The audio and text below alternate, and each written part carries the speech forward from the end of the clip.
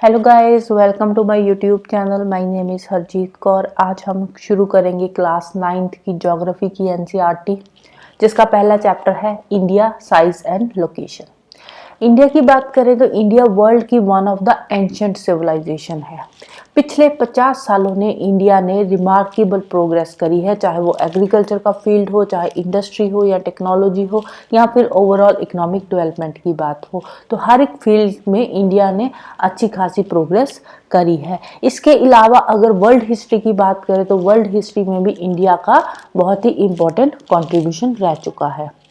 फिर देखते हैं इंडिया की लोकेशन के बारे में। इंडिया एक वास्ट कंट्री है, नॉर्दर्न हेमिस्फीयर में लाई करता है, एशिया कॉन्टिनेंट में ये पड़ता है, एशिया कॉन्टिनेंट के नॉर्दर्न हेमिस्फीयर में ये लाई करता है। ठीक है, वर्ल्ड के नॉर्दर्न हेमिस्फीयर में है और एशिया कॉन्टिनेंट का ये पार्ट है। लैटिट्यूडिनल एक्सटेंट की बात करें तो इसका लैटिट्यूडिनल एक्सटेंट है 8 डिग्री 4 मिनट नॉर्थ से लेकर 37 डिग्री 6 मिनट नॉर्थ तक है। ठीक है, यहाँ पे 8 डिग्री से लेकर 37 डिग्री 6 मिनट तक आएगा। और लॉन्गिट्यूडिनल एक्सटेंट है इसका 68 डिग्री 7 मिनट ईस्ट से लेकर 97 डिग्री 25 मिनट ईस्ट तक इसका लाई करता है। ट्रॉपिक ऑफ कैंसर वो इंडिया के सेंटर में से क्रॉस करती है, ऑलमोस्ट इंडिया को 2 इक्वल पार्ट्स में डिवाइड करती है। इंडिया का जो साउथ ईस्ट और साउथ वेस्ट वाला जो मेनलैंड वाला पार्ट है, वहां पे 2 आइलैंड ग्रुप्स आते हैं। कौन कौन से आइलैंड ग्रुप्स है? अंडमान निकोबार। अंडमान निकोबार कहाँ पे पड़ता है? बे ऑफ बंगाल में आता है। और लक्षद्वीप आइलैंड आता है अरेबियन सी में। इंडिया का जो सदर्न मोस्ट पॉइंट है इंडियन यूनियन का, जिसका नाम है इंदिरा पॉइंट, ये 2004 में जब सुनामी आई थी तो उस टाइम पे ये पानी में सबमर्ज हो गया था पूरी तरह से। फिर नेक्स्ट बात करते हैं इंडिया के साइज की। एरिया की बात करें तो इंडिया का टोटल एरिया है 3.28 मिलियन स्क्वायर किलोमीटर, जो कि वर्ल्ड के टोटल जियोग्राफिकल एरिया का 2.4% है। इंडिया वर्ल्ड का 7th लार्जेस्ट कंट्री है एरिया वाइज, क्योंकि यहाँ पे एरिया की बात हो रही है तो एरिया वाइज इंडिया वर्ल्ड का 7th लार्जेस्ट कंट्री है। सबसे बड़ा कंट्री कौन सा है एरिया वाइज? वो है रशिया। तो आगे यहाँ पे इन्होंने दे रखा है। तो रशिया जो है एरिया वाइज सबसे बड़ा कंट्री है। फिर आता है Canada, then USA, then China, Brazil, Australia and 7th number पे आता है इंडिया। लैंड बाउंड्री की बात करें तो लैंड बाउंड्री की टोटल लेंथ है 15,200 किलोमीटर। तो इसमें हम अगर कोस्ट लाइन की बात करें, अकेले कोस्ट लाइन की इंक्लूडिंग अंडमान निकोबार एंड लक्षद्वीप की, तो वो है 7,516.6 किलोमीटर। राइट।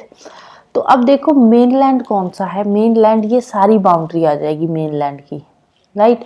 तो कोस्ट लाइन में कौन सी आ जाएगी? कोस्ट लाइन में सिर्फ जो कोस्टल एरियाज की बाउंड्री है। तो ये जो कोस्टल एरियाज की बाउंड्री है, इसमें ये बाउंड्री अंडमान निकोबार और लक्षद्वीप आइलैंड की भी ऐड कर रहे हैं। तो इन सब की बाउंड्री ऐड करके टोटल बाउंड्री बनती है कोस्ट लाइन की 7,516.6 किलोमीटर।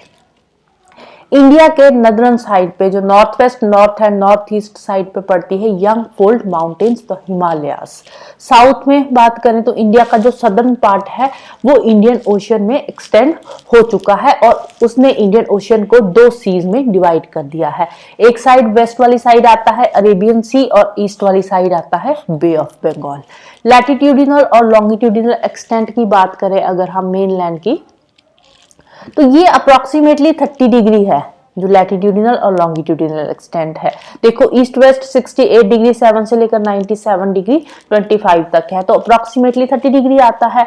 तो नॉर्थ साउथ देखे तो वो भी 37 डिग्री है, तो नीचे से 8 डिग्री है, 8 डिग्री से 37 डिग्री तक, तो अप्रोक्सीमेटली 30 डिग्री ही बनता है। 29 है, 31 है, तो अप्रोक्सीमेटली देखे तो 30 डिग्री बनता है। और अगर हम किलोमीटर में देखें तो किलोमीटर में भी ये 2933 किलोमीटर है ईस्ट वेस्ट। तो नॉर्थ साउथ कितना है?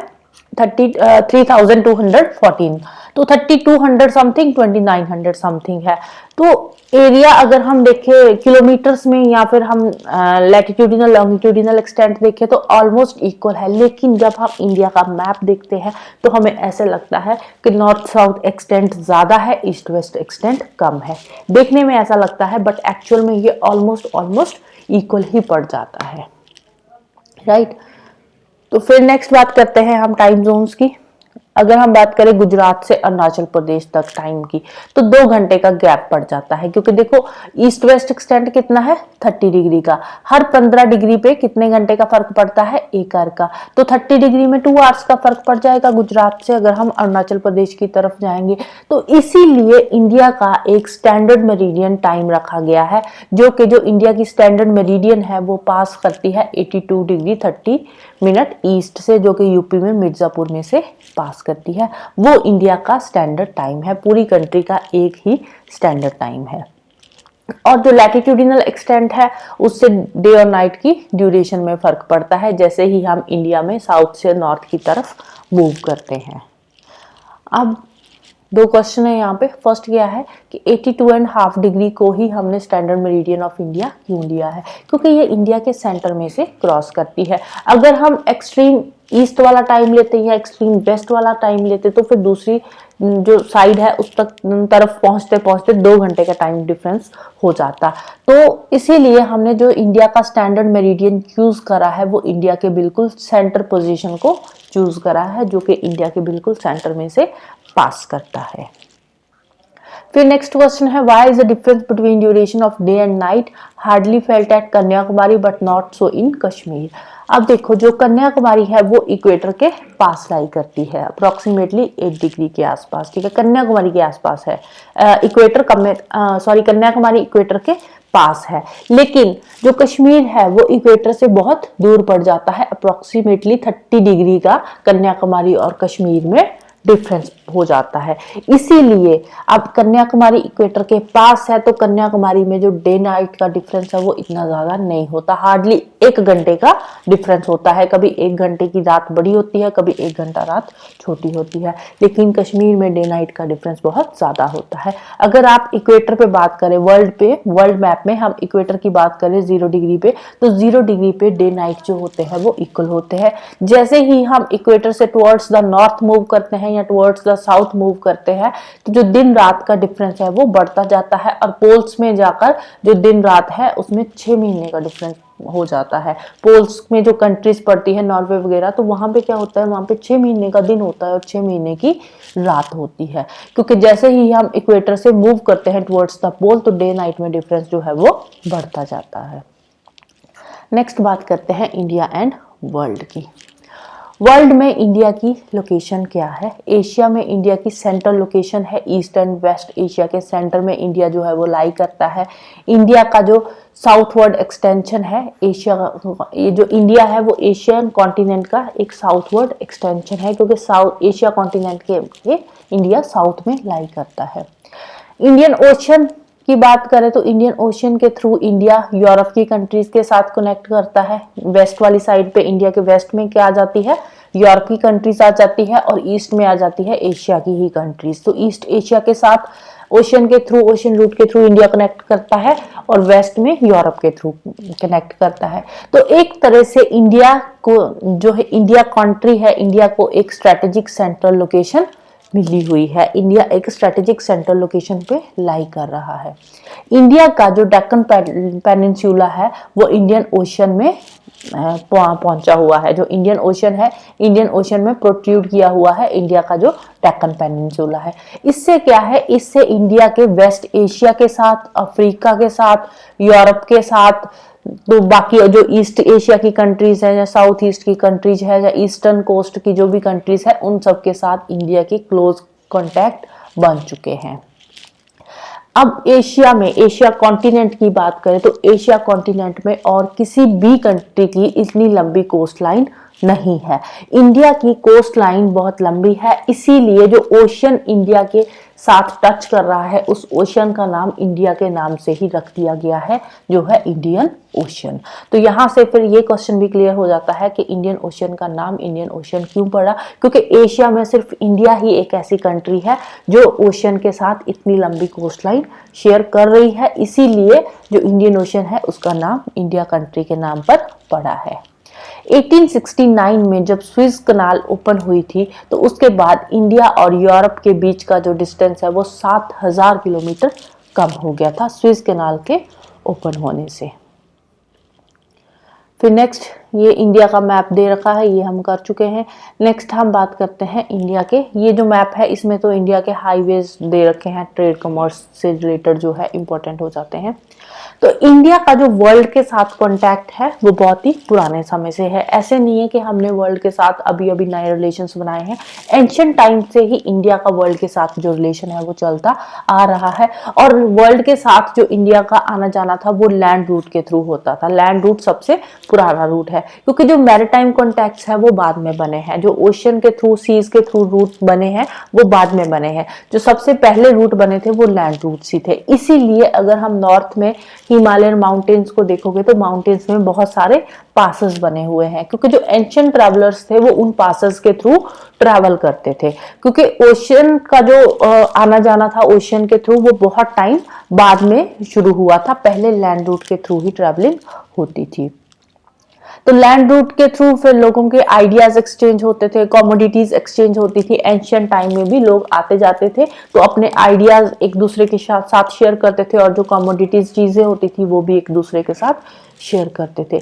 इंडिया में जो उपनिषद के आइडियाज है, रामायण के आइडियाज है, पंचतंत्र की स्टोरियाज हो गई, इंडिया के न्यूमरल्स हो गए, इंडिया का डेसिमल सिस्टम हो गया, ये वर्ल्ड के बहुत सारे पार्ट्स तक पहुंच पाया है थ्रू लैंड रूट्स। क्योंकि इंडिया लैंड रूट के थ्रू वर्ल्ड की बाकी कंट्रीज के साथ जुड़ा हुआ था, इसीलिए इंडिया के जो न्यूमरल्स, डेसिमल सिस्टम, रामायण की स्टोरियाज, पंचतंत्र की स्टोरियाज ये वर्ल्ड के बाकी पार्ट्स तक भी पहुंच पाई है। इंडिया के स्पाइसेस, मसलिन्स और बाकी मर्केंडाइज इंडिया की वो सारी अलग अलग कंट्रीज तक पहुंचती थी थ्रू लैंड रूट्स। और इसके अलावा ऐसा नहीं है कि इंडिया से चीजें जाती ही थी, इंडिया में भी बहुत सारी चीजें बाकी कंट्री से आई है।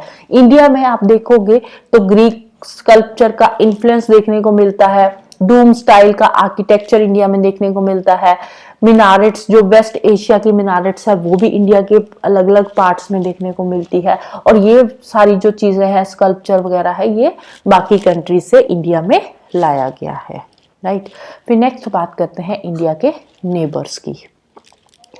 इंडिया के नेबर्स की बात करें तो इंडिया कहाँ पे पड़ता है? साउथ एशिया में आता है, एशिया कॉन्टिनेंट के साउथ में लाई करता है इंडिया। इंडिया में टोटल 28 स्टेट्स है, 8 यूनियन टेरिटरीज है। अब पहले जम्मू कश्मीर स्टेट हुआ करती थी, तब 29 स्टेट्स थी। फिर जम्मू कश्मीर यूनियन टेरिटरी बन गई, लद्दाख अलग यूनियन टेरिटरी बन गई, तो 28 स्टेट्स रह गई। पहले यूनियन टेरिटरीज 7 हुआ करती थी, फिर 8वीं जम्मू कश्मीर बन गई, 9वीं बन गई लद्दाख। फिर इन्होंने क्या किया, दमन दीव, दादरा एंड नगर हवेली को मिलाकर एक कर दिया, और यूनियन टेरिटरीज फिर से रह गई अब 8 यूनियन टेरिटरीज कौन कौन सी है? फर्स्ट है जम्मू कश्मीर, सेकंड आ गई लद्दाख, थर्ड यहाँ पे आ जाएगी चंडीगढ़, फोर्थ आ गई Delhi, fifth Daman Diu Dadra and Nagar Haveli, sixth है पौंडीचेरी, पौंडीचेरी यहाँ भी है, यहाँ भी है, यहाँ भी है, अलग अलग जगह पे है पौंडीचेरी के। तो सेवंथ आ गई लक्षद्वीप, एट्थ आ गई अंडमान एंड निकोबार। ये 8 यूनियन टेरिटरीज है और 28 स्टेट्स है। इंडिया की लैंड बाउंड्री कौन कौन सी कंट्रीज के साथ शेयर कर रहा है इंडिया? पाकिस्तान के साथ, अफगानिस्तान के साथ, यहाँ पे आ गया चाइना, और इस साइड आ गया फिर म्यांमार, और यहाँ पे आ गया बांग्लादेश। ये है लैंड बाउंड्री। इसके अलावा ये नेपाल और भूटान भी है, सॉरी पहले भूल गई थी। तो ये कंट्रीज है जिनके साथ इंडिया अपनी लैंड बाउंड्री शेयर कर रहा है। तो टोटल कितनी कंट्रीज हो गई? 1 2, सेकेंड पाकिस्तान था, third China, fourth Nepal, fifth Bhutan, sixth Myanmar, और सेवंथ आ गया बांग्लादेश। तो टोटल 7 कंट्रीज है, लैंड कंट्रीज है जिनके साथ इंडिया अपनी इंटरनेशनल बाउंड्री शेयर करता है। इसके अलावा 2 कंट्रीज नीचे भी आ जाती है, श्रीलंका एंड मालदीव्स। तो ओशियन में 2 कंट्रीज के साथ इसकी बाउंड्री शेयर होती है, श्रीलंका एंड मालदीव्स के साथ। मालदीव्स जो है ये लक्षद्वीप आइलैंड के साउथ में पड़ता है। श्रीलंका और इंडिया के बीच में आती है पाक स्ट्रेट, और यहाँ पे आ जाती है गल्फ ऑफ मन्नार, राइट। फिर यहाँ पे कुछ क्वेश्चंस है, एक बार देख लेते हैं। Number of union territories along western and eastern coast. अब वेस्टर्न ईस्टर्न कोस्ट में कौन कौन सी है? अब वेस्ट साइड पे देखें तो ये आगे दमन दीव, पौंडीचेरी आगे, लक्षद्वीप आ गई। इस साइड देख लो तो पौंडीचेरी का कुछ पार्ट इस साइड भी आ जाता है, और साथ में अंडमान निकोबार आइलैंड्स आ गए इस साइड पे। फिर एरिया वाइज स्मॉलेस्ट स्टेट कौन सी है? गोवा आ जाएगी, और लार्जेस्ट स्टेट कौन सी है? ये आ जाएगी Rajasthan. State which don't have an international border lie on the coast line. अब देखो ना तो कोई कोस्ट लाइन है ना इंटरनेशनल बॉर्डर है, तो ऐसी स्टेट कौन सी है? ऐसी स्टेट है मध्य प्रदेश। ठीक है, ये रहा मध्य प्रदेश। अब देखो इसका ना तो कोई इंटरनेशनल बॉर्डर है और ना ही कोई कोस्ट लाइन है। फिर नेक्स्ट क्वेश्चन आता है, classify the state into 4 groups. अब देखो कौन कौन सी स्टेट्स पाकिस्तान के साथ, चाइना, म्यांमार और बांग्लादेश के साथ बॉर्डर शेयर करती है। ये question exam point of view से बहुत ज़्यादा इंपॉर्टेंट हो जाता है और बहुत बार ऐसे क्वेश्चन पूछे भी जा चुके हैं। पाकिस्तान के साथ Gujarat, second Rajasthan, third Punjab, fourth आ गया जम्मू कश्मीर और लद्दाख की ये यूनियन टेरिटरी भी पाकिस्तान के साथ बॉर्डर शेयर करती है। अफगानिस्तान के साथ जम्मू कश्मीर ही आता है अकेला। चाइना की बात करें तो चाइना के साथ जम्मू कश्मीर आ गया, हिमाचल प्रदेश, उत्तराखंड, सिक्किम एंड अरुणाचल प्रदेश आ जाएगा। नेपाल की बात करें तो नेपाल के साथ कौन कौन से आ जाएंगे? उत्तराखंड, यूपी, बिहार, उत्तर प्रदेश यूपी में, बिहार आ गया, सिक्किम आ गया और असम का थोड़ा सा पार्ट इसमें टच करता है। भूटान के साथ सिक्किम आ जाएगा, असम आ जाएगा एंड अरुणाचल प्रदेश आ जाएगा। म्यांमार पे चलते हैं तो म्यांमार के साथ अरुणाचल प्रदेश बाउंड्री शेयर कर रहा है, नागालैंड, मणिपुर एंड मिजोरम। बांग्लादेश के साथ वेस्ट बंगाल आ गया, Assam, Meghalaya, Tripura and Mizoram boundary share करता है। तो ये चीजें हैं जो थोड़ी इंपॉर्टेंट हो जाती है एग्जाम पॉइंट ऑफ व्यू से और एग्जाम में बहुत बार ऐसे क्वेश्चंस पूछे भी जा चुके हैं, राइट। फिर चलते हैं डू यू नो पे। 1947 से पहले इंडिया में 2 तरह की स्टेट्स थी, एक थे प्रोविंसेस और दूसरी थी प्रिंसली स्टेट्स।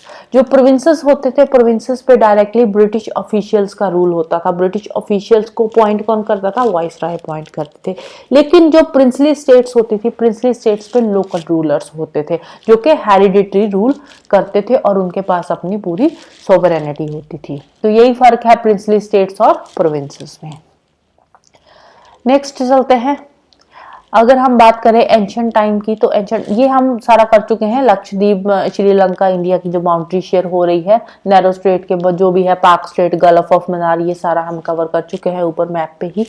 तो हिस्टोरिकली अगर हम बात करें तो हिस्टोरिकली जो हमारा इंडिया है, इंडिया के अपने नेबर्स के साथ बहुत ही स्ट्रॉन्ग जियोग्राफिकल लिंक्स भी रह चुके हैं और हिस्टोरिकल लिंक्स भी रह चुके हैं, राइट। तो इंडिया जो है, इंडिया वर्ल्ड का one of the ancient country है, right. So this is all about this chapter. तो जाने से पहले वीडियो को लाइक कर देना, शेयर कर देना और चैनल को सब्सक्राइब कर लेना। Thank you, bye bye and have a nice day.